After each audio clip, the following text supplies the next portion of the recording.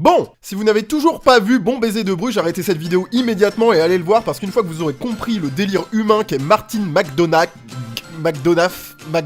Oh, vous faites chier. Soit vous adhérez pas. En tant que scénariste, il s'autorise le complexe tarantinesque des personnages grotesques et stupides qui se retrouvent dans des situations censées être sérieuses, mais qui sont plus ou moins tournées en dérision. Alors justement, est-ce qu'on adhère quand même à ce 3 billboards, les panneaux de la vengeance? Oui, bien sûr que oui. En fait, ici, plus que la mise en scène qui est plutôt classique, c'est l'histoire qui est l'énorme point fort de ce film. Mais avant de parler du scénario, je dois vous prévenir, le film est rempli de jurons tout aussi vulgaires les uns que les autres, du coup je vais continuer cette vidéo en mettant des putains, des merdes, des putains de merde partout, donc soyez prêts. Donc le scénario se focalise sur un sujet qui est quand même putain de difficile à aborder, le traumatisme de la mort brutale d'un enfant. Et bah merde, au final on arrive à avoir une comédie putain de noire qui m'a fasciné sur la saloperie de sous-lecture de la putain de société dans laquelle on vit. On est face à une femme en attente d'évolution sur son enquête et qui va prendre les autorités par leur putain de colle parce qu'elle les juge ultra incompétentes. S'enchaîneront les maintes confrontations avec les gros cons de gens autour d'elle censés l'aider ou la soutenir dans ses actions. Mais on a surtout une superbe bordel de merde de dénonciation de la violence et de tout ce qu'elle représente dans cette dite société. On sent que le réalisateur implémente des bombes à retardement psychologique dans son histoire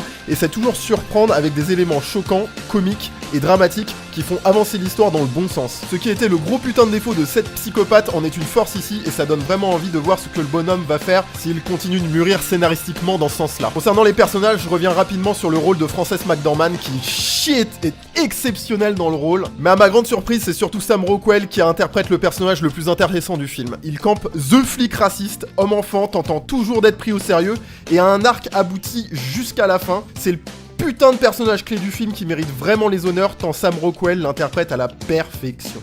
En conclusion, les panneaux de la vengeance jouent putain de beaucoup sur un héritage des frères Cohen, mais le réalisateur offre également à son film l'imprévisibilité. Tout le film se base sur ce dont on s'attend pas, donc si vous aimez les gens couillus, les scénarios forts, les punchlines, les gens stupides et les fortes performances, foncez le voir, putain de saloperie de bordel de merde de couilles.